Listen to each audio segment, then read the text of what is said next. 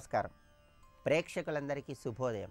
ఈనాటి శుభయోగం శీర్షికన మతత్రయ ఏకాదశి, షట్టిల ఏకాదశి సందర్భంగా ఎటువంటి విధి విధానాలు పాటించాలో, తద్వారా ఎలాంటి ప్రయోజనాలు సిద్ధింపజేసుకోవచ్చో పరిశీలిద్దాం. మాఘమాసంలో వచ్చే బహుళ ఏకాదశిని మతత్రయ ఏకాదశి లేదా షట్టిల ఏకాదశి అనే పేరుతో పిలుస్తారు. ఈ షట్టిల ఏకాదశికి ఉన్న ప్రత్యేకత ఏంటంటే, ఈరోజు నువ్వులను 6 రకాలుగా ఉపయోగించాలి. నువ్వులు 6 రకాలుగా ఉపయోగించటం వల్ల విశేషమైన శుభ ఫలితాలను పొందే రోజు కాబట్టి దీన్ని షట్ తిల ఏకాదశి అనే పేరుతో పిలుస్తారు. షట్ అంటే 6, తిల అంటే నువ్వులు. 6 రకాలుగా నువ్వులను ఉపయోగించేటటువంటి ఏకాదశి కాబట్టి దీన్ని షట్తిల ఏకాదశి అనే పేరుతో పిలుస్తారు. మరి 6 రకాలుగా నువ్వులు ఎలా ఉపయోగించాలి అంటే, నువ్వుల పిండి రాసుకొని అభ్యంగన స్నానం చేయటం, నువ్వులు నీళ్ళల్లో వేసుకొని ఆ నీళ్లతో స్నానం చేయటం, నువ్వులు నీళ్ళల్లో వేసుకొని ఆ నీళ్లు తాగటం, నువ్వులు ఆహారంలో ఉపయోగించటం అంటే నువ్వులతో తయారు చేయబడిన పదార్థాలను ఆహారంగా స్వీకరించటం, నువ్వులు దానం ఇవ్వటం, అలాగే నువ్వులతో భగవంతుడి చిత్రపటానికి పూజ చేయటం లేదా నువ్వులతో హోమం చేయటం. ఇలా 6 రకాలుగా ఈరోజు నువ్వులను ఉపయోగిస్తే విశేషమైన శుభ ఫలితాలు కలుగుతాయి. శని దోషాలున్న వాళ్ళు ఎవరైనా సరే, గ్రహచార పరంగా కానీ గోచార పరంగా ఏలినాటి శని, అష్టమ శని, అర్ధాష్టమ శని, ఇలా శనిగ్రహ దోషాలున్న వాళ్ళు ఎవరైనా సరే షట్టిల ఏకాదశి సందర్భంగా నువ్వులను 6 రకాలుగా ఉపయోగించినట్లయితే శని దోషాలన్నీ తొలగిపోతాయి. ఏకాదశి అంటే విష్ణువుకు ప్రియం కదా, శని విష్ణు భక్తుడు కదా. శని ఎప్పుడూ కూడా విష్ణుమూర్తి గురించి ఆలోచిస్తూ విష్ణుమూర్తి గురించి తపస్సు చేసుకుంటాడని పురాణాల్లో చెప్పారు. శని విష్ణు భక్తుడు కాబట్టి విష్ణువుకు ప్రియమైనటువంటి ఈ ఏకాదశి రోజు 6 రకాలుగా నువ్వులు ఉపయోగిస్తే శని దోష తీవ్రతను తగ్గింపజేసుకోవచ్చు. అలాగే ఏకాదశి కాబట్టి ఈరోజు ఉపవాసం ఉంటే చాలా మంచిది. ఉపవాసం ఉండటము, విష్ణునామస్మరణ చేయటము, రాత్రికి జాగరణ చేయటము, మర్నాడు ద్వాదశి రోజు భోజనం చేయటం, ఇలా ఏకాదశి వ్రతం చేయటం కూడా చాలా మంచిది. దీనివల్ల విశేషమైన ఫలితం కలుగుతుంది. అలాగే ఈ మతత్రయ ఏకాదశి రోజు, షట్టిల ఏకాదశి రోజు విష్ణుమూర్తిని కూడా ప్రత్యేకంగా పూజిస్తే స్వామి అనుగ్రహం సులభంగా కలుగుతుంది. విష్ణుమూర్తి అనుగ్రహం సులభంగా కలగాలంటే ఈ మతత్రయ ఏకాదశి రోజు, షట్టిల ఏకాదశి రోజు ఏం చేయాలి అంటే, విష్ణుమూర్తికి పచ్చకర్పూరంతో హారతి ఇవ్వాలి. విష్ణుమూర్తికి మనం పచ్చకర్పూరంతో హారతి ఇస్తే ఆయన అన్ని రకాలైన సమస్యలు తొలగింపజేస్తాడు. కోర్టుపరమైన సమస్యలతో సతమతమైపోతున్న వాళ్ళు, ఆర్థిక ఇబ్బందులు, రుణబాధలు ఎదుర్కొంటున్న వాళ్ళు, అలాగే జీవితంలో ఉద్యోగ రంగంలో కానీ వ్యాపార రంగంలో కానీ అనేక సమస్యలు ఎదుర్కొంటున్న వాళ్ళు, వీళ్ళందరూ కూడా ఈ మతత్రయ ఏకాదశి సందర్భంగా విష్ణుమూర్తికి పచ్చకర్పూరంతో హారతి ఇవ్వండి. అతి త్వరలో విష్ణుమూర్తి అనుగ్రహం చాలా సులభంగా కలుగుతుంది. అలాగే విష్ణుమూర్తికి పసుపచ్చటి పుష్పాలంటే ఎంతో ఇష్టం. పసుపచ్చటి చామంతి పూలతో శ్రీ మహావిష్ణువు చిత్రపటానికి పూజ చేయండి. అష్టాక్షరి మంత్రం చదువుకోండి. ఓం నమో నారాయణాయ అంటూ అష్టాక్షరి మంత్రం చదువుకుంటూ ఆ పసుపచ్చటి చామంతి పూలతో పూజ చేయండి. దీపారాధన 3 ఒత్తుల దీపాన్ని వెలిగించి దీపారాధన చేయాలి. ఆవు నెయ్యి పోసి 3 ఒత్తులు విడివిడిగా వేసి దీపాన్ని వెలిగించాలి. సాధ్యం త్రివర్తి సంయుక్తం అంటుంది శాస్త్రం. అంటే 3 ఒత్తుల దీపం వెలిగిస్తే విష్ణుమూర్తి అనుగ్రహం చాలా సులభంగా కలుగుతుంది. అలాగే విష్ణుమూర్తి ప్రీతి కోసం నైవేద్యాలు సమర్పించి దాన్ని ప్రసాదంగా స్వీకరించి అందరికీ పంచిపెట్టండి. ఇలా ప్రత్యేకమైన విధి విధానాలతో శ్రీ మహావిష్ణువుని పూజించటం, వీలైతే ఆలయానికి వెళ్ళి విష్ణుమూర్తిని దర్శనం చేసుకొని ఆలయంలో ప్రదక్షిణలు చేసేటప్పుడు ధ్వజస్తంభం దగ్గర పుష్పాన్ని ఉంచుతూ ఈరోజు ప్రదక్షిణలు చేయండి. విష్ణుమూర్తి అనుగ్రహం ఈరోజు ప్రతి ఒక్కరికి కూడా చాలా సులభంగా కలుగుతుంది. రేపటి శుభయోగం శీర్షికన ఆదివారం సందర్భంగా సూర్యభగవానుడి వైభవం ఏంటో, సూర్యుడిని ఏ విధంగా పూజిస్తే విశేషమైన శుభయోగం కలుగుతుందో పరిశీలిద్దాం. నమస్కారం.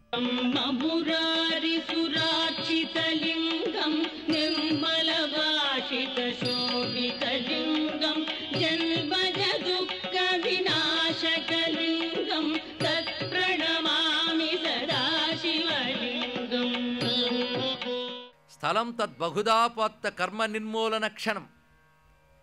ఇది బహుద ఉపాత్త కర్మ నిర్మూలన క్షమం. అనేక జన్మల నుంచి చేసుకున్నటువంటి పాపాల్ని తొలగించగలిగే శక్తి కలిగినది. అంతేకాదు, తాపత్రయం అనేటటువంటి సూర్యతాపంతో తప్పించే వారికి ఇది నల్లని మబ్బులాగా కరుణావర్షాన్ని కురిపించి సేద తీర్చుతుంది సుమా. ఎందుకంటే యత్రాస్తే భగవాన్ శంభు జగతాంకారణం విభు, జగత్కారుడైన శంభుడు ఇక్కడ ఉన్నాడు గనక. దీనికి పేరు చూడండి, కృతే బ్రహ్మపురం. దీనికి బ్రహ్మపురం అనే పేరు ప్రసిద్ధి. ఇది కృత త్రేతాయుగాల్లో ఈ పేరు ఉన్నది అన్నారు ఇక్కడ. అయితే త్రేతాయుగంలో బ్రహ్మపురంతో పాటు విష్ణుపురం అనే పేరు కూడా దీని ప్రసిద్ధి చెందింది. ఇక ద్వాపర యుగంలో నారద క్షేత్రము అని కూడా పేరు పొందింది. కలియుగంలో దీని పేరు వరగుణక్షేత్రము. కలవు వరగుణాభిఖ్యం. వ్యవహారంలో మనం శ్రీకాళహస్తి అంటున్నాం, కానీ దీని అసలు పేరు కలియుగంలో వరగుణక్షేత్రం. ఇది దీని ఒక ప్రత్యేకత. అది కృతయుగంలో ఇది బ్రహ్మపురం, త్రేతాయుగంలో విష్ణుపురం, ద్వాపర యుగంలో నారదపురం, కలియుగంలో వరగుణపురం. ఇది అటువంటిది కాళహస్తి. అయితే కాళహస్తి అనేది పేరు ఎందుకు వచ్చిందో తర్వాత మళ్ళీ చెప్తున్నాడు.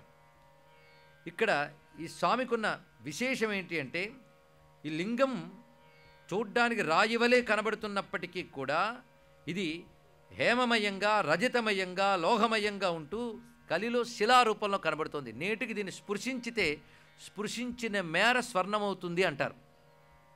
పరశువేది లాంటిదో. అయితే మనం ట్రై చేద్దామంటే అవదుట. ఇక్కడ ఎవరు స్వామిని ముట్టుకుని అభిషేకం చేయరు, అర్చకులు కూడా. అందుకే స్వామివారికి ఒక కవచం పెడతారు, నవగ్రహ కవచం అంటది.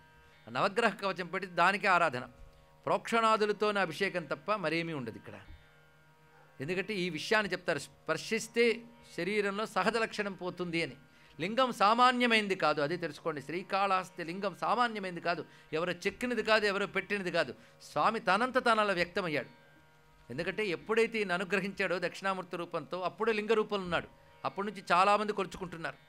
ఆయన ఆ తర్వాత అక్కడ 2 రూపాలతో, కనబడే లింగ రూపంతో పాటు మన కంటితో చూడలేని వాయు రూపంలో ఉంటాడు. వాయువు కూడా కంటికి కనబడదు, కానీ ఒక వస్తువు కదులుతూ ఉంటే గాలికి ఉండదని చెప్పవచ్చు. అందుకే అన్నీ మూసిన గర్భగుడిలో కదులుతున్న 2 జ్యోతుల ఆధారంగా అక్కడ వాయులింగం ఉందని మనం తెలుసుకుంటున్నాం. వాయువు ఈశ్వరుడే, అందులో సందేహం లేదు కదా. మనలో వాయువులు ఉన్నాయి తెలుసు కదా. ప్రాణావా వరుద్రాహ 11 వాయువులు ఉన్నాయి మనలో. ప్రధాన వాయువులు ప్రాణ, అపాన, వ్యాన, ఉదాన, సమానం. ఉపప్రాణములు నాగ, కుర్మ, కృకర, దేవదత్త, ధనంజయ కలుపుకొని 10. ఈ ప్రాణాలకు ప్రాణమైన ఆత్మస్వరూపుడు 11వ వాడు. ఇవి ఏకాదశ రుద్రులు అన్నారు. ఈ ప్రాణస్వరూపుడైన వాడినే మనం వాయువు అంటున్నాం ఇక్కడ, జగత్ప్రాణుడు. అందుకు వాయుతత్వం, అందులో ఉన్న దివ్యత్వం. మీరు వేదంలో కూడా నమస్తే వాయో త్వమేవ ప్రత్యక్షం చదువుతున్నామా లేదా? ఆ వాయుస్వరూప ధ్యానం. అటువంటి వాయుతత్వము ఈశ్వరుడు. కనుక పంచభూతాలని శివస్వరూపాలుగా చూస్తే పంచభూతాలు శివముగా మారతాయి. అదే సూత్రం మరొకటి కాదు. అందుకే అటువంటి వాయులింగ రూపంతో కూడా స్వామి ఇక్కడున్నాడు. అయితే శిలారూపంతో లింగంగా కనబడిన తర్వాత అనేక మంది ఈయన కొలుచుకున్నారు. ఏ యుగంలో ఎవరెవరు తపస్సులు చేశారో కూడా శాస్త్రంలో చెప్పారు. బ్రహ్మ, అగస్త్య, పార్వతీచ. బ్రహ్మదేవుడు, అగస్త్యుడు, పార్వతీదేవి. అలాగే కిరాతలూత కాళేభ, కిరాతుడు మొదలైన వారి గురించి కూడా వివిధ యుగాల్లో చెప్తూ, ఆ కిరాతుడు నీలడు అని పేరున్నది. మనం కన్నప్ప అనేవాడికి నీల అనే నామం కూడా మనకి పురాణాల్లో కనబడుతున్న అంశం. ఇలా అనేక మంది మహర్షులు, వాళ్ళ పేర్లన్నీ శాస్త్రములు ఉన్నాయి. ఎంతమంది శ్రీకాళహస్తిలో తపస్సును ఆచరించారు. ఇప్పటికీ వాళ్ళకి సంబంధించినటువంటి చోట్లు, వాళ్ళు ప్రతిష్ఠించిన లింగాలు కూడా కనబడతాయి. మరొకటి ఇక్కడ విశేషం ఏంటంటే, ఈ క్షేత్రానికి అత్యుత్తమ లక్షణం రావడానికి కారణం, ఇక్కడున్న కైలాస పర్వతంలో ఒక అద్భుతమైన గుహ ఉంది. అది చూడడం చాలా విశేషం. దానికి సదాశివ గుహ అని, యక్ష గుహ అని, చిద్గుహ అని పేరు. యక్ష గుహ, చిద్గుహ, సదాశివ గుహ. ఇది ఎలా ఏర్పడిందంటే శాస్త్రంలో కథ చెప్తున్నారు. మనం అనేక మార్లు కథ చెప్పుకున్న కేనోపనిషత్తులో కథ. దేవతలందరూ కూడాను ఒకసారి ఒక రాక్షసుల్ని సంహరించి ఆ విజయోత్సవం చేసుకుంటున్నారట. ఆ చేసుకున్నప్పుడు నేను గొప్ప అనుకుంటున్నారు. అందులో అగ్నిదేవుడు నేనే గొప్పవాడిని, అన్నీ తగలబెట్టగలిగాను అంటే, వాయుదేవుడు వచ్చి నా సహాయం లేకపోతే నువ్వు చేయగలవా అన్నారు. వరుణుడు వచ్చి మీరిద్దరూ ఎన్ని చేసినా నేను తడిపి అందరినీ ఉక్కిరి బిక్కిరి చేసేసాను వానలతో, కానీ నేనే గొప్ప అన్నాడు. వాయుదేవుడు అన్నాడు, నేను అసలు కదలకపోతే ఎవడు బ్రతకలేడు, నేను అలాగ ఊపిరి బిగబెట్టి అందరిని సంహరించాను అన్నాడు. ఎవరు గొప్పతనం వాళ్ళు చెప్తుంటే యముడు వచ్చేట, మీరు ఎన్ని చేసినా నేను సంతకం పెట్టకపోతే ఒక్కడు పోడు కదా, కనుక నేనే గొప్ప అన్నట్ట. ఇలా ఎవరి వాళ్ళు గొప్ప అని అహంకరిస్తుంటే ఒక్కసారి వాళ్ళ మధ్య ఒక మహాజ్యోతి కనబడిందని, ఇదేమిటా అని చూస్తూ ఉంటే అందులో యక్షుడు కనిపించాడని, ఆ యక్షుడు మీ గొప్పతనం విని భరించలేకొచ్చాను, మీ గొప్పతనాన్ని పరీక్షిస్తాను అన్నారు. నువ్వెలాంటి గొప్పవాడి అయితే వాళ్ళు చెప్పారు, మేము దేన్నైనా తగలబెట్టగలను అన్నాడు. అవునా, అయితే ఇక్కడ ఎండు గడ్డిపోచ పెట్టాను, దీన్ని తగలబెట్టన్నట్ట యక్షుడు. అప్పుడు అగ్నిదేవుడు ప్రయత్నించాడు దాన్ని తగలబెడదామని, వల్ల కాలేదు. చూసారా, అరణ్యాల్ని దగ్ధం చేయగలిగిన వాడు నగరాలు తగలబెట్టే అగ్నిదేవుడు గడ్డిపోచ తగలబెట్టలేకపోయాడు. సిగ్గుపడ్డాడు. వరుణుడు వచ్చాడు, తడపలేకపోయాడు. వాయువు వచ్చాడు, కదపలేకపోయాడు. యముడు వచ్చాడు, తీసేయలేకపోయాడు. దేవతలందరూ విఫలరయ్యారు. ఇంద్రుడొక్కడు అవతలవాడి వైఫల్యాల నుంచి పాఠాలు నేర్చుకునేవాడు, తెలివైనవాడు. ఇంద్రుడు ఆ తెలివితనం తెచ్చుకుని వెంటనే ఆయన మోకాళ్ళ మీద కూర్చుని 2 చేతులు దోయిలించి పరమేశ్వర అని పోల్చి ఎవరవయ్యా నువ్వు అని అడిగాడు. అంటే వెంటనే ఆయన అంతర్ధానమై ఆవిడొచ్చిందిట. ఆయన ఏ చోటు ఉన్నాడో అక్కడే ఆవిడొచ్చింది. అమ్మా నువ్వెవరమ్మా, ఇందాక వచ్చిన ఆయన ఎవరమ్మా అంటే ఆయనే నేను అందిట. అయితే మిగిలిన వాళ్ళ అహంకారం చూపించినంతసేపు ఆయన పరీక్ష పెట్టాడు. నువ్వు అహంకారం వదిలి సరెండర్ అవ్వగానే ఆయనకి దయ పుట్టిందయ్యా. ఆయనకి దయ పుట్టగానే నేనైపోతాడు, అది తెలుసుకున్నాడు. అర్థమైందా? శివుడికి దయ పుడితే అమ్మవారు అవుతుంది, అంత ఇంకోటి ఏమీ లేదు. కనుక అమ్మవారు శివుడి దయ, ఆయన దయ కలిగింది, వెంటనే నా రూపం కనబడింది. నీకు శివుడి దయ యొక్క రూపమే నేను. తెలిసిందా? నన్ను ఉమా హైమవతి బహుశోభమాన అంటారు. నా పేరు ఉమా. మరి ఆయన కనబడ్డాడు కదా, ఆయన యక్షుడు. వాళ్ళు ముందే యక్షుడు అనుకున్నారట, కానీ యక్షుడు అంటే అర్థం యక్ష శబ్దానికి ఆ కేనోపనిషత్తులో భాష్యం రాస్తూ యక్షుడు అంటే పూజార్హుడు అని అర్థం, పూజించడానికి తగినవాడు అని అర్థం ఇక్కడ. కనుక ఇక్కడ పరమేశ్వరుడు ఏ రూపంలో కనబడ్డాడు? యక్ష రూపంలో కనబడ్డాడు. తర్వాత ఉమాదేవి కనిపించింది. ఆ రెండు ఒకటే అని చెప్పింది. అప్పుడు ఇంద్రుడికి బోధ చేసింది. ఇది ఉపనిషత్తులో కథ, సామాన్యమైనది కాదు. అందుకే శ్రీ విద్య ఉపనిషత్తులో ప్రతిపాదింపబడుతుంది. ఇంద్రుడికి బోధింపబడిన విద్య శ్రీ విద్య. ఇది ఆత్మవిద్య, మహావిద్య అని చెప్పబడుతుంది ఇక్కడ. ఇది ఒక రహస్యం. ఆ ఎక్కడైతే ఆ కథ జరిగిందో ఆ చోటు ఈ చిద్గుహ అని చెప్తున్నారు ఇక్కడ. ఆ కథ జరిగిన చోటు అండి ఇక్కడ. అంటే ఇది ఎంత జ్ఞానప్రధాన క్షేత్రమో చూడండి. కనుక ఆ గుహ వెతుక్కు వెళ్ళి కాసింతైనా ధ్యానం చేయాలి. ఇలా కాళహస్తిని ఇలా తిరగాలి. అలాంటి గుహ ఎంత విశేషం. అందుకే దాన్ని యక్షగుహ అని, చిద్గుహ అని పేరు రెండు. అందుకే చిద్గుహ. ఈ చిద్గుహతో ఉన్న కైలాసం అంటే ఆ వచ్చిన కైలాసం కూడా బాగా చక్కగా ఒక గుహతో పాటు వచ్చింది ఇక్కడికి. అటువంటి రమ్యమైనటువంటి గుహ ఒకటి ఉన్నది. అందువల్ల ఇది చాలా విశేషమైన సుమ. ఇక్కడ అనేక రాజులు, పేదలు, పండితులు, దేవతలు, మహర్షులు అందరూ కూడా ఆరాధించినటువంటి చోటు ఇది. చత్వారో హేతవో యత్ర. ఇక్కడ ఈ క్షేత్రానికి భాస్కర క్షేత్రం అని అంటారు. ఎందుకంటే 4 హేతువుల చేత దీనికి భాస్కర క్షేత్రము అని పేరు. అంటే దీన్ని బట్టి భాస్కర క్షేత్రం అని దేని నానాలు తెలుసుకోవాలి. ఇలాంటి క్షేత్రాలు కొన్ని ఉన్నాయి భారతదేశంలో, భాస్కర క్షేత్రములు. అందులో ఇదొకటి. చత్వారో హేతవో యత్ర స్థలేత్యంత స్వభావకే శివ సంపూర్ణ సాన్నిధ్య క్షేత్రం తదితి విద్ధి తత్. ఇది శివ సంపూర్ణ సాన్నిధ్యం. ఇక్కడ శివుడు సంపూర్ణంగా ఉంటాడట. ఎందుకంటే శివుడు ఎప్పుడు పరిపూర్ణుడే, కానీ సూర్యుడు ఎప్పుడూ పరిపూర్ణుడే. కానీ నువ్వు చిన్న అద్దం పెట్టుకుంటే చిన్నగా కనబడతాడు. నువ్వు సగం కిటికీ తెరిచావనుకో ఇంట్లో సగం కాంతితో వస్తుంది. కానీ సూర్యుడు సగం కాలేదు, నీ కిటికీ సగం. అలాగే పరమేశ్వరుడు సర్వవ్యాపకుడైన క్షేత్రముల యందు తన శక్తిని ఎలా పెడతాడో చూస్తూ ఉంటే, అకృత్రిమమైన శివలింగంతో ఉండే క్షేత్రంలో శివుడు పాదమాత్ర సాన్నిధ్యం ఉంటుంది. పాదం అంటే క్వార్టర్, పావుభాగ సాన్నిధ్యం ఉంటుంది. ఎక్కడ?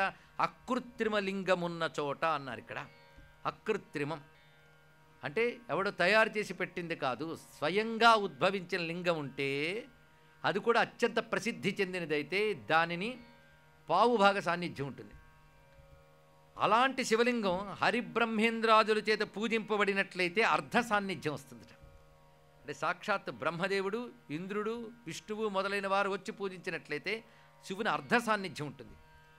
ఇక ముప్పాతిక సాన్నిధ్యం ఎప్పుడు వస్తుందంటే, ఒక పవిత్రమైనటువంటి తీర్థం అక్కడ ఉంటూ దానికి ఉభయ తీరముల యందు కూడా భవ్య క్షేత్రములు ఉంటే అటువంటి పవిత్ర తీర్థం ఉన్న చోటైతే శివుడు ముప్పాతిక సాన్నిధ్యం వస్తుందట.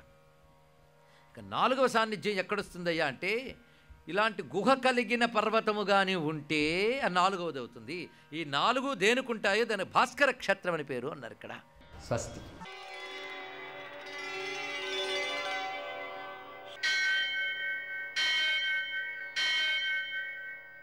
సహస్రశీరుషం దేవం విశ్వాక్షం విశ్వశంభువం విశ్వం నారాయణం దేవమక్షరం పరమం పదం విశ్వతః పరమాం నిత్యం విశ్వం నారాయణగుం హరిం విశ్వమేవేదం పురుషస్తద్విశ్వముపజీవతి పతిం విశ్వస్యాత్మేశ్వరగుం శాశ్వతగుం శివమచ్యుతం నారాయణం మహాజ్ఞేయం విశ్వాత్మానం పరాయణం.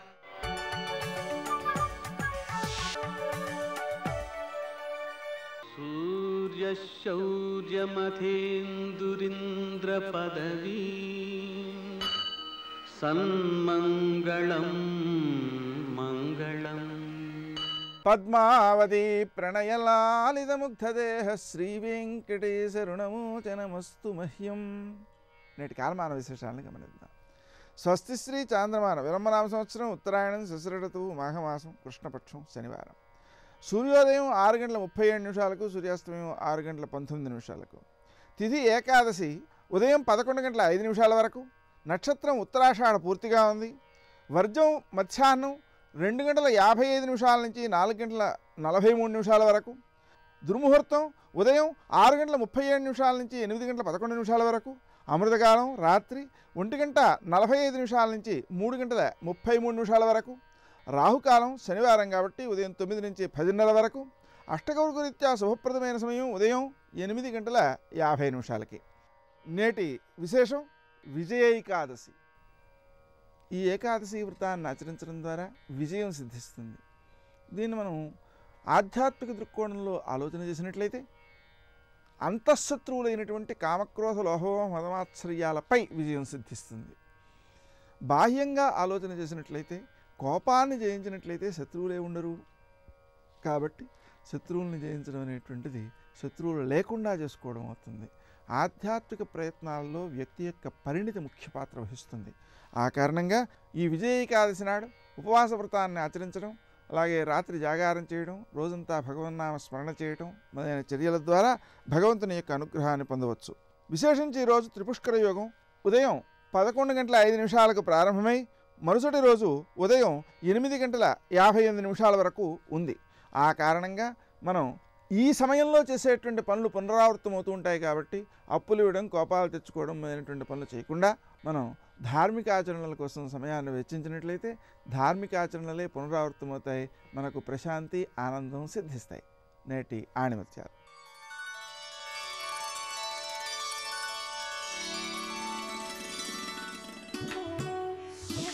ఎదుటివారిని మందలించేటప్పుడు రహస్యంగా, పొగిడేటప్పుడు బహిరంగంగా చేయాలి.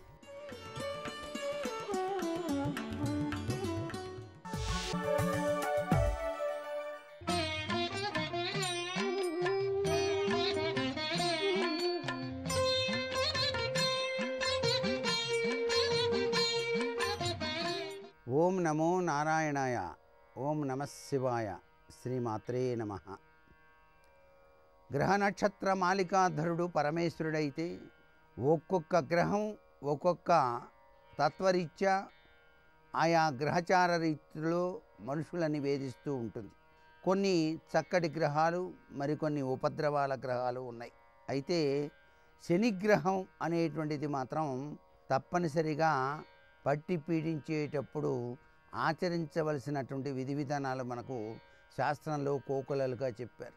శనైశ్వరుడి యొక్క దివ్యవంతమైనటువంటి ఆ చూపు మనపైన ప్రసరించకూడదు. అందుచేత కొలవవలసినటువంటి దేవతా సమూహాల్లో ఈశ్వరుడు, వెంకటేశ్వర స్వామి, అలాగే ఆంజనేయ స్వామి వారు, ఈ ముగ్గురు దేవతా స్వరూపాలకు సంబంధించినటువంటి వివిధ రకాలైనటువంటి అష్టోత్తరాలు లేక మూల మంత్రాలు కానీ ధ్యానం చేసినట్లయితే శనేశ్వరుని యొక్క తీవ్రతరమైనటువంటి ప్రభావం ఆ వ్యక్తిని కృంగదీయదు. అలాగే సకల ముక్కోటి దేవతా స్వరూపిణి అయినటువంటి గోమాత సేవ చాలా చక్కగా పనిచేస్తుంది. గోవు యొక్క పుష్టభాగం వద్ద పసుపు కుంకుమ వ్రాసి ఆ తోక చివర ఉన్న వెంట్రుకలను ఆ వ్యక్తి గనక తన చుట్టూతా గనక తిప్పుకున్నట్లయితే ఇలా పట్టుకొని తోకను, అంటే ఇది చేయదగ్గ వాళ్ళు చేయండి. అలా చేసినా కూడా ఆవు ఏమనదు అనుకున్న వాళ్ళే చేయాలి. ఎందుచేతనంటే సాత్విక జంతువే ఆవు. ఆ తల్లిని శరణు శరణోయమ్మ అంటే చాలు అనుగ్రహాన్ని ప్రసాదిస్తుంది గోమాత. నువ్వులు అనేటువంటివి, బెల్లం అనేటువంటిది గోమాతకు ఆహారంగా కనుక తినిపించినట్లయితే చక్కటి యోగవంతమైన ప్రభావం మీకు సిద్ధిస్తుంది సుమా. అలాగే కాకి కాలపురుషుడు అంటారు. ఆ కాకికి మీరు భోజనం చేసేటప్పుడు ఒక ముద్ద పక్కన పెట్టి తీసి అలా కాకికి కనుక పెట్టినట్లయితే తప్పనిసరిగా గ్రహచార గతుల రీత్యా సంభవించే శని దోషం కొంతమేరకు పటాపంచలైపోవటానికి ఆస్కారం ఎక్కువగా ఉంటుంది.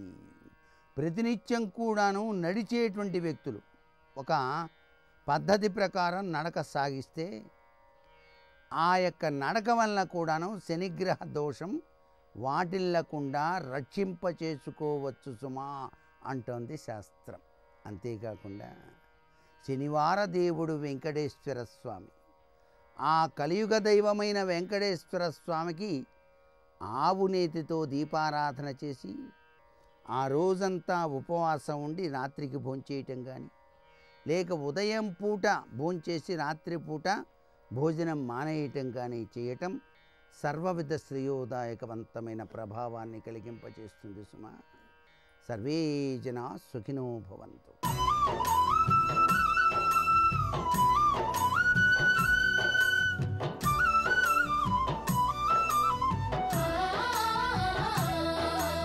మనస్సుని లొంగ తీసుకోవాలంటే మితమైనటువంటి ఆహారము, సాత్వికమైన ఆహారము, దైవర్పిత ఆహారము, ప్రసాదమై సాత్వికమైనటువంటి ఆహారము శరీరానికి ఇచ్చి అది లోపలికి తీసుకునేటప్పుడు భగవద్గుణ సహితమై ఇచ్చారనుకోండి. అంటే ఏదో గోవింద నామం చెప్పుకుంటూనో, భాగవతంలో ఒక ఘట్టాన్ని స్మరిస్తూనో, ఏ వెంకటాచల క్షేత్రాన్నో అరుణాచల క్షేత్రాన్నో ఆలోచన చేస్తూనో మీరు తింటున్నారనుకోండి, మనసు ఏమవుతుందో తెలుసా? అది 6వ వంతు ఈ క్షేత్రంగా మారిపోతుంది. దానికి ఉండే లక్షణం మీరు గమనించండి. మీరు అలా ప్రయత్నం చేయండి. మీరు నిద్రపోతున్నప్పుడు స్వప్నావస్థ అని ఒకటి ఉంటుంది. అది ఎంత బలం తీసుకుంటుందంటే మనసు, మీరు దేని గురించి బాగా ఆలోచించారో మీరు తిన్నది జీర్ణమైపోయేటప్పుడు అంతా ఏది ఆలోచింపబడిందో దాన్ని చూపిస్తుంది. అదే చూపిస్తుంది. నేను అరుణాచలం గురించి చెప్తున్నాను అనుకోండి. నేను రాత్రి పడుకున్నప్పుడు కొంచెం నిద్ర పట్టుండగా స్వప్నావస్థలో బలపడిపోతుంది మనసు. బలపడిపోయి అది భగవాన్ రమణులు, సోఫా, ఆ ధ్యానం చేసుకునే హాలు, రమణ బావి, ఆ వెనకాతల ఉన్నటువంటి సమాధులు, ఆ గేటు, అందులోంచి కొండ మీదకి ఎడితే స్కందాశ్రమం, కిందకి దిగితే విరూపాక్ష గుహ, అక్కడ నించుంటే కనపడే అరుణాచల శిఖరాలు, అదే పనిగా చూపిస్తుంటుంది. అదే పనిగా చూపిస్తూ ఉండడం వల్ల వచ్చే లక్షణం ఏమిటో తెలుసా? అది రజోగుణానికి స్పందించదు. ఏదో మీరు తీసుకొచ్చి ఉద్రేకపడవలసిన మాట చెప్పారనుకోండి, అది ఉద్రేకపడదు. కారణం ఏమిటంటే దానికి చల్లటి విషయం తగులుతోంది. అది ఉద్రేకపడకపోగా అంటుంది, బా పోనిద్దు అలాగే ఉంటుంది లోకం, దాని గురించి పెద్ద పట్టించుకోకు, వదిలిపెట్టేసి అంటే. ఎందుకో తెలుసా? అది చాలా మెత్తగా ఉంది, మెత్తగా ఉండి మెత్తగా పట్టుకుంటుంది. మీకు నేను ఒక ఉదాహరణ చెప్తాను, మీకు తేలిగ్గా పట్టుకోవచ్చు మీ మనసు యొక్క లక్షణాన్ని. మీరు దీపం వెలిగించి దీపం వంక అదే పనిగా దీప శిఖ వంక చూసి, సూర్యుడి వంక చూడలేరు కానీ దీపం వంక చూడగలరు. దీపం వంక చూసి వెలుగుతున్న జ్యోతి వంక మీరు కళ్ళిలా ముయ్యండి, రెపరెపలాడుతుంది, కళ్ళల్లో కనపడుతుంది దీపం. తేలిగ్గా నయనము నాయక దీపాన్ని వెలుతురు పట్టుకుంటుంది కన్ను. మీరు అందుకే దీపం వెలిగించి కళ్ళు మూశారనుకోండి, కళ్ళల్లో కదులుతున్న దీపం కనపడుతుంది. అది దేని మీద మీరు దృష్టి పెట్టి చూశారో అదిగా మారుతుంది. దానికి ఆ లక్షణం ఉంటుంది. వృత్తి అంటారు. నేను ఒక కుండ గురించి ఆలోచిస్తున్నాను అనుకోండి, ఘటాకార వృత్తి అంటారు. నా మనసు కుండగా మారుతుంది. మారి కుండ ఇలా ఉంటుంది, నల్లగా ఉంటుంది, అంచు ఉంటుంది, పైన ఏదో బొడిపిలిగా ఉంటుంది, నీళ్లు పోస్తే చల్లగా ఉంటాయి. అందులో మనం కుండని బింది పట్టుకున్నట్టుగా ఏదో ఒక చేత్తో ఇలా ఎత్తితే పలుక్కున విరిగిపోతుంది, కింద చెయ్యి పెట్టి కుండని పైకెత్తాలి అంటే కుండగా మారుతుంది. ఘటాకార వృత్తి అంటారు. వృత్తి అలా మారుతుంది. మారి తత్సంబంధమైన విషయాన్ని ప్రతిపాదన చేస్తుంది. అందుకే మీరు ఏ వస్తువుతో సంగం ఎక్కువ పెట్టుకుంటున్నారో ఆ వస్తువుగా మారుతూ ఉంటుంది అది. దానికి ఉన్న లక్షణం అది. మనసుకున్న లక్షణం ఏమిటంటే ఆహార విహారముల చేత సంస్కరింపబడుతూ ఉంటుంది. అందుకే మీరు ఏం తింటున్నారు, ఎలా తింటున్నారు, మీరు ఎక్కడ తిరుగుతూ ఉంటారు, ఎలా తిరుగుతూ ఉంటారు, ఈ రెండే ప్రధానం. దానికి ఈ రెండిటి చేతనే ప్రభావితం అవుతుంది. మీకు నేను ఒక పచ్చి యథార్థం చెప్పాలంటే ఇదే పునర్జన్మలకి కారణం అవుతుంది. పునర్జన్మలు పోయి మోక్షానికి వెళ్ళిపోవాలన్నా, మళ్ళీ పునర్జన్మలో పరమ భగవద్భక్తుడిగా పుట్టగలగాలన్నా మీరు ఇప్పుడు మనస్సుకి ఏం పెట్టి తయారు చేస్తున్నారన్నదే ప్రధానం. అందుకే భగవద్గీతలో కృష్ణ పరమాత్మ కుండ బద్దలగొట్టి చెప్పేశాడు, మన ఏవ మనుష్యాణం కారణం బంధమోక్షయో. బంధనమునకు కాని మోక్షమునకు కాని కారణము మనస్సు ఒక్కటే. మీరు బాగా గమనించుకుంటూ ఉండాలి, మీ మనసు దేనిని కోరుకుంటోంది. మీ మనస్సు మంచి విషయాలు కోరుకుంటోంది, దాన్ని నిరుత్సాహపరచకూడదు, అస్సలు నిరుత్సాహపరచకూడదు. అవి అందాయా అందలేదా పక్కన పెట్టేయండి. కానీ అవి అందలేదనేది పరితాపము చెందితే పరితాపాన్ని ప్రోత్సహించాలి. నేను మీకు ఒక ఉదాహరణ చెప్పాలంటే, నాకు మానస సరోవరం వెళ్ళాలని కోరిక, నేను వెళ్ళలేకపోతున్నాను అనుకోండి. మానస సరోవరం వెళ్ళలేకపోతున్నానని నేను ఎక్కువ బాధపడుతున్నాను అనుకోండి, నేను దాన్ని ఎందుకు అలా బాధపడతాం అనకూడదు, పడనాలి. ఎందుకో తెలుసా, ఉత్తమ వస్తువు గురించి శోకిస్తోంది, ఆ శోకము ఉత్తమ శోకము. అదే అనవసరపు విషయం మీద కోప్పడుతోంది అనుకోండి, అది అర్ధరహితమైనటువంటి విషయం, తగిన కారణం కాదు, మంచి కారణానికి కాదు కోప్పడుతోంది. ఇప్పుడు మీ మీద మీరు కోప్పడడం నేర్చుకోవాలి. భగవాన్ రమణ మహర్షి ఒకసారి ఇదే చెప్పారు, నాకు తరచుగా కోపం వస్తుందన్నాడు ఒక ఆయన. ఆయన అన్నారు, నీ కోపం మీద కోపం తెచ్చుకో. ఆయన అన్నాడు, నేను ఫలానా వారితో మాట్లాడతాను, వాళ్ళు సరిగా స్పందించరు, నాకు చాలా కోపం వచ్చేస్తున్నాడు, కోప్పడిపోతూ. ఆయన అన్నారు, అప్పుడు నీ శరీరాన్ని నువ్వు తిట్టుకో, నీ మనసును నువ్వు తిట్టుకో, అది ఉత్తమమైనటువంటి మార్గానికి ఎడతావు. నువ్వు ఎదుటివారిని నింద చేస్తే, ఎదుటివారి మీద కోప్పడితే నరకానికి ఎడతావు, నువ్వు పాడైపోతావు. దానివల్ల నీకు ఉపయోగం ఏమిటి? ఎదుటివాడు ఎటు వినడు, వినని వాడిని నువ్వు తిడుతున్నావు, వినటి వాడి మీద కోపం పెంచుకుంటున్నావు. అప్పుడు ఏమవుతుంది? రౌద్ర ప్రవృత్తి నీలో పెరిగిపోతుంది. అప్పుడు నీ కక్ష వాడి మీదకి వెళ్ళిపోతుంది, కక్షతో తూగుతూ ఉంటుంది మనస్సు, తూలిపోతూ ఉంటుంది. అందుకే చూడండి, భగవద్భక్తిలో ఉందనుకోండి వెనక్కి వెళ్ళిపోతుంది, సాత్వికంలోకి వెళ్ళిపోతుంది. మీకు ఇది బాగా ఎక్కడ కనపడుతుందో తెలుసా? సనాతన ధర్మమునందుండేటటువంటి అద్భుతం అదే. మీరు గమనించండి, మీరేమీ చెయ్యక్కర్లేదు.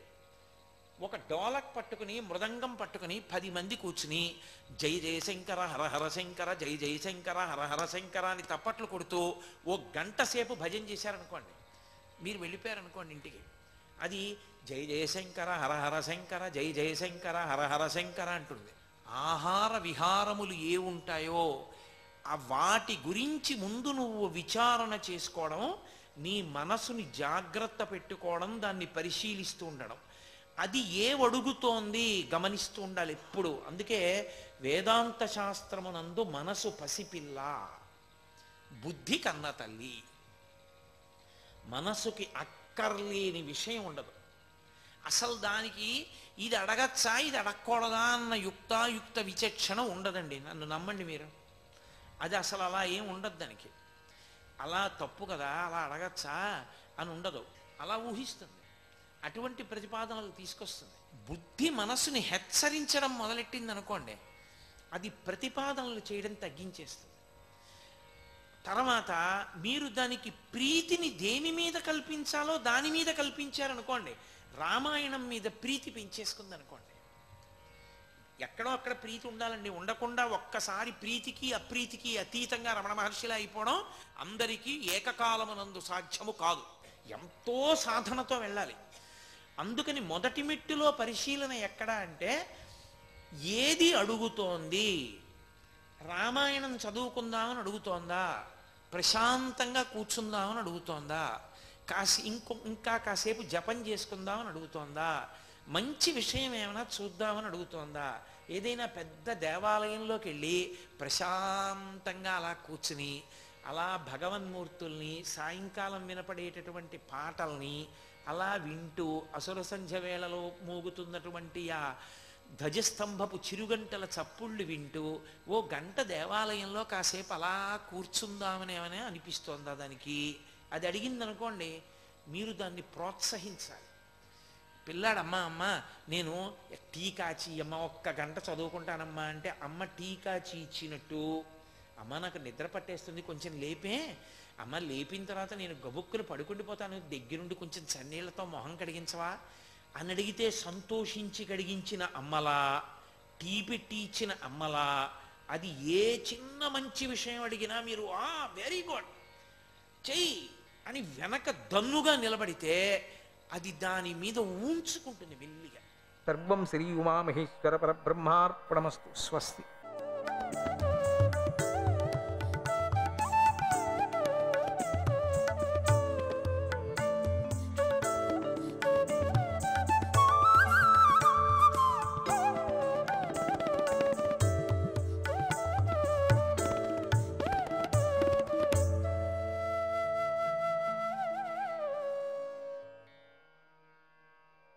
పురుషోత్తమాయ నమః. వారిద్దరూ రహదారిలో వెడుతున్నటువంటి ఎవరో తెలియని వ్యక్తి వెనుక అమాయకంగా కొద్ది దూరం వెళ్ళి భయపడ్డారా అన్నట్లుగా వెనక్కు తిరిగి మళ్ళీ తల్లుల వద్దకు చేరేవారు. ఆటలు వాడితో మేము భయపడ్డామా, ఆ శబ్దానికి భయపడ్డామా అని మళ్ళీ పరిగెత్తుకొని వచ్చేవాళ్ళు ఇంకొక ఇంటికి. అక్కడి నుంచి నేరుగా మళ్ళీ ఇంటికి వెళ్ళేవాళ్ళు. వీళ్ళకి ఊరందరూ సెక్యూరిటీ వలే, వాళ్ళందరూ కూడా ఊరిని ప్రజలందరూ కూడా చూస్తున్నారు, ఎక్కడ ఏమీ కాకోకుండా అందరూ నందుడు గమనిస్తున్నాడు.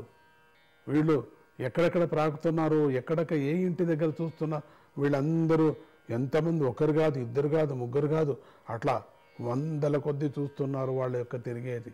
దూరం నుంచి, దగ్గరికి రాలేదు, దూరం నుంచి గమనిస్తున్నారు. ఇద్దరు వెళ్ళేటువంటి నటన, నాట్యం, లీల అద్భుతం. ఆహా! అటు నుంచి ఎవరో అట్లా పిలిచినట్టుగా, వెనక నుంచి మళ్ళీ పిలిచినట్టు, కావలసిగా వాళ్ళే సృష్టించుకోవటం. వెనక నుంచి ఎవరో పిలిచినట్టుగా, అక్కడి నుంచి పరిగెత్తిపోయేటట్టుగా, భయపడినట్టుగా అక్కడి నుంచి పరిగెత్తుకొని మళ్ళీ రావటం. ఇదంతా ఆనందం చూస్తున్నారండి. చెప్పుకుంటేనే మనకు ఆనందంగా ఉందండి. ఇక నిజంగా చూస్తే మనకి ఎట్లా ఉంటుందండి?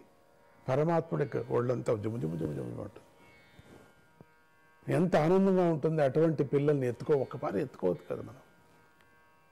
అట్లా రావటం, పరిగెత్తిపోవటం, భయపడినట్టుగా చేయటం, మళ్ళీ ఆ ఇంటికి వెళ్ళటం, ఇంతలోనే ఎంత లీలను చూపిస్తున్నారండి. మళ్ళీ తల్లుల దగ్గర పరిగెత్తేవారు. అందరూ తల్లులే పరమాత్ముడికి. ఎవరు ఏ గోపిక చూసినా అమ్మ అమ్మ అని ఎత్తుకో అనేవాడు. తల్లుల వద్దకు పరిగెత్తేవాడు.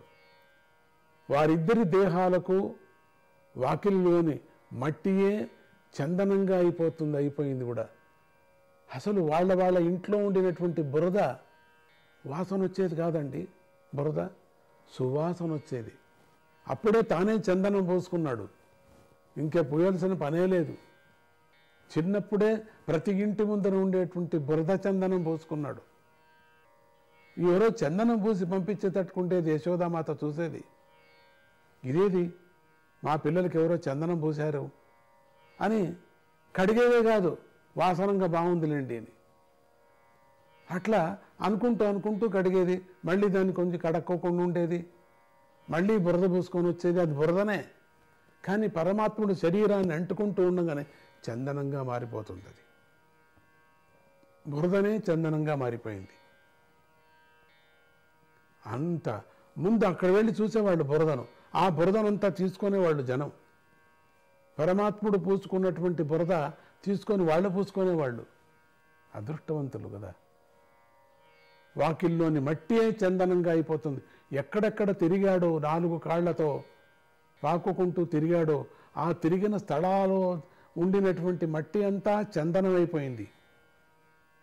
చందన మట్టిలాగా అయిపోయింది, సువాసన మట్టి అయిపోయింది. జనం దాని మీద తిరగటానికి భయపడేవాళ్ళు. వాళ్ళు ఇల్లంతా చందనం వాసన వచ్చేసేది, ఏదో సువాసన వచ్చేది. స్వామి తిరుగుతూ ఉంటే, అటా పోతూ ఉంటే చెప్పలేనంత అది వాసన, ఎవరికి తెలియనటువంటి వాసన వచ్చేది. చందనంగా అయిపోయింది అక్కడ ఉండేటువంటి. మట్టి అంటుకున్నటువంటి వారి దేహాలు ఎంతో అందంగా ఉండేవి. అసలు మట్టి అంటుకుంటే ఎట్లా బురదగా ఉంటుంది కదా, కానీ వీళ్ళ శరీరాలు మాత్రం అందంగా ఉండేవి, శోభాయమానంగా ఉండేవి, ముద్దుగా ఉండేవి. ఆ మట్టి అంటుకున్నటువంటి శరీరము ఎట్లా ఉండాలా? రోతగా ఉండాలి కదా. ఈ రోతగా కనపడటం లేదు పిల్లలు. ఈ పిల్లలు అంటుకున్నటువంటి ఈ బురద చందనంగా, అలంకారంగా, డ్రాయింగ్ లాగా ఉండేది ఆ శరీరంలో అంతా కూడా. వెండిపోయి విడుచుకొని డ్రాయింగ్ లాగా తయారయ్యేది, దేశాల్లాగా తయారైపోయేది. అట్లా చూసేది యశోదమ్మ. అందరూ చూసేవాళ్ళు. శరీరంలో అంటుకున్నటువంటి మట్టి ఎండిపోయిన తర్వాత అంత చీట్లుగా అయిపోతుంది కదా, చిల్లులుగా పడిపోతుంది కదా, అంతా విరిగిపోతుంది కదా. అట్లా విరిగిపోయినటువంటిది మహత్తరమైనటువంటి డ్రాయింగు, మహత్తరమైనటువంటి ఆ పెయింటింగ్ వేసినట్టుగా కనపడేది. అందరూ చూసేవాళ్ళు. చిత్రమైనటువంటి దేవతలు కనపడేవాళ్ళు. దేవతల శరీరం అంతా దేవతలే కదా. ఆ యశోదమ్మ కడగటానికి కూడా యోచన చేసేది, ఎట్లా కడిగేది అని. బురద వాసన కాదు కదా, చందనం కదా అనుకునేది. కానీ కడక్క తప్పదు, కడగాల. కడిగేది. అది ఇంకొక ఆనందం కనపడేది. కడిగిన తర్వాత ఆ శరీరం అందం, ఇంకొక అందం. ఆహా, బురద పూసుకున్నప్పటికీ ఒక అందము, బురద లేనప్పటికీ ఒక అందము, బురద పూసుకొని కాసేపు అయిన తర్వాత ఒక అందము. ఎంత అందము స్వామి యొక్క శరీరము. వారి దేహాలు ఎంతో అందంగా, ప్రతి క్షణంలోనూ అందంగా ఉండేది. అసలు అట్లా దోకుతూ ఉంటే ఒక అందము, అట్లా కష్టపడి నిల్చోవటానికి ప్రయత్నం చేసినప్పుడు ఒక అందము, కింద పడుతున్నప్పుడు ఒక అందము, ఎత్తుకున్నటువంటి ఒక వాసన, కడుగుతున్నటువంటి ఒక మంచి సువాసన, అద్భుతంగా ఏంటంటో అంత. ఒక్కటి కాదు, ఒక విచారంగా చెప్పుకోలేకపోతారు. మట్టి విచారంగా చెప్పుకుందరా, చందనం విచారంగా చెప్పుకుందరా. ఎంతో అందంగా ఉండేవి. తల్లులిద్దరు కూడా ఎంతో ప్రేమతో తమ పిల్లలను కౌగలించుకొని పాలనిచ్చేవారు. ఎంత ప్రేమనో వాళ్లకు పాలనిచ్చేవారట. నిజంగా పాలు తాగుతూ ఉన్నా స్వామి పాలేంటి తాగటం, వాళ్ళ భక్తిని తాగేస్తున్నాడు, వాళ్ళ శ్రద్ధను తాగేస్తున్నాడు, వాళ్ళ ప్రేమను తాగేస్తున్నాడు పరమాత్ముడు. పాలు కాదు తాగేది, పాలు రూపంతో వాళ్ళ పాపాలంతా తీసేస్తున్నాడు, ఆ అమృతాన్ని తాగుతున్నాడు. ఆనందమైనటువంటి భక్తి శ్రద్ధలతో ఉండినటువంటి వాళ్ళు ఇచ్చినటువంటి పాలను, వెన్నను అట్లా తింటూ ఉన్నాడంటే వాళ్ళ పాపాలంతా తాగేస్తున్నాడు. ఇంక ముందు వెన్న కూడా తింటాడండి. ఆ పాలను తాగుతున్నాడంటే అదెంత మంచి దృశ్యమో. వారిద్దరు కూడా అప్పటికి ఏదో ఆయాసపడినట్టుగా, వీళ్ళేదో పనులు చేసినట్టుగా, ఎవరినో ఏమిటో చేసినట్టుగా, ఎవరినో ఉద్ధరించారండి ఇక్కడ. నిజమే. అట్లా ఏదో ఆయాసపడినట్టుగా పాలు తాగుతూ నిద్రపోయేవారు. ఆ నిద్రపోయేటప్పుడు ఒక అందము, పాలు తాగేటప్పుడు ఒక అందము, ఏడ్చేటప్పుడు కావలసి ఏడ్చేవాడు, అప్పుడప్పుడు ఏడ్చేటప్పుడు ఒక అందము, హఠం చేసేటప్పుడు ఒక అందము, గుక్కుబడి ఏడ్చేవాడు. ఆ గుక్కు ఇంకేం ఆగిపోతుందేమో, పిల్లలు ఏడుస్తూ ఉంటారు చాలా కోపం వచ్చినప్పుడు అంటూ ఉంటారు. అప్పుడు ఆగిపోతుందేమో, ఊపిరి ఆగిపోతుందేమో, ఏమైపోతుందో అనే విధంగా కావలసిగా చేస్తూ ఉంటారు. వాళ్ళకు లోపల ఉండే కోపం బయటకు వస్తూ ఉంటుంది. సంతోషంతోనూ చేస్తారు, కోపంతోనూ చేస్తారు. ఏంటండి కృష్ణుడి యొక్క ప్రతి క్షణంలో ఎంత అందం అండి. ఈ ఒక ఘట్టంలో ఎంత అందం కనపడుతున్నాడు స్వామి. పాలు త్రాగుతూ ఆ చిన్న పళ్ళు గల వారి ముఖాలలో అమాయకమైన నవ్వు కనిపించేది. వాళ్ళు పాలు తాగుతూ చిన్న పళ్ళు, అద్భుతమైనటువంటి పళ్ళు, అది తెల్లగా చిన్నగా కనపడేది. అప్పుడప్పుడు నవ్వేవాళ్ళు. నవ్వినప్పుడు బోసిగా చిన్న పళ్ళుగా ఆ పళ్ళు చూస్తూనే ఆనందపడే అంత చిన్న ఏదో అంటించినట్టుగా అట్లా కనపడేది. వాళ్ళ యొక్క నవ్వు అద్భుతమైన అమాయకమైనటువంటి నవ్వు కనిపించేది. అమాయకమైన నవ్వు అది. చిన్నపిల్లలు నవ్వుతారు, అమాయకంగా ఉంటుంది. ఆ నవ్వే నవ్వు, ఎంత ఆనందమో అది. పరమాత్మ అంశము దాంట్లో ఉంది. అప్పుడు ఏ విధమైనటువంటి వాళ్లకు భేదాభిప్రాయం కానీ ఈర్ష్య కానీ ఏది ఉండదు. ఆ సమయంలో చిన్నపిల్లల యొక్క నవ్వు, ఆ నవ్వటంలో పరమాత్ముడే ఇక్కడ కనపడుతూ ఉంటాడు. నవ్వినట్టుగా నవ్వేవాళ్ళు, తృప్తిగా పాలు తాగినట్టుగా నటించేవారు, ఏదో కడుపు నిండినట్టుగా నటించేవాళ్ళు, ఆకలైనట్టుగా ఏడ్చేవాళ్ళు. విచిత్రం. ముఖాల్లో అమాయకమైన నవ్వు కనిపించేది యశోదమ్మకు. అక్కడ తల్లులు వారి ముఖాలను చూసి ఎంతో ఆనందాన్ని అనుభవించే అక్కడ ఉండేటువంటి గోపికలందరూ తల్లులే కదా స్వామికి. వాళ్ళంతా కూడా ఆనందాన్ని పులకరించి ఆనందాన్ని అనుభవించేవారు. ఎంత తపస్సు చేశారో, ఎంత యోగం చేశారో ఈ దేవతలు. ఈ బాలరూపాన్ని చూడటానికి, ఎత్తి ముద్దు పెట్టుకోవటానికి, వాళ్ళకి పాలన ఇవ్వటానికి, వాళ్ళ శరీరాన్ని కడగటానికి. అబ్బో, అమాయకంగా మా ఒడిలో పడుకొని నిద్రపెట్టేటప్పుడు అందరూ చూసేవాళ్ళు. కొన్ని లక్షల మంది చూసేవాళ్ళు అక్కడ. ఆ ముఖముఖ అమాయకాన్ని చూసేవాళ్ళు. ఏం ఆకర్షణ అయిపోయిందో తెలియదు, అందరికీ మాయ అయిపోయిందండి. మాయ పట్టేసిందండి అందరికీ పూనకం వచ్చింది. ఆ స్వామిని చూడటం అనేటువంటిది పూనకం వచ్చేసింది అందరికీ. వరుసలుగా చూసేవాళ్ళు. ఆ బాలకులు ఇద్దరు కూడా కొంచెం పెరిగి పెద్దవారయ్యారు. ఇక ముందుకు వెళ్ళాలి కదా మనం. పెరిగి పెద్దవారయ్యారు. పెద్దవాళ్ళు అయిన తర్వాత ఏం చేస్తారో చూడాలి కదా. వామదేవాయ నమః.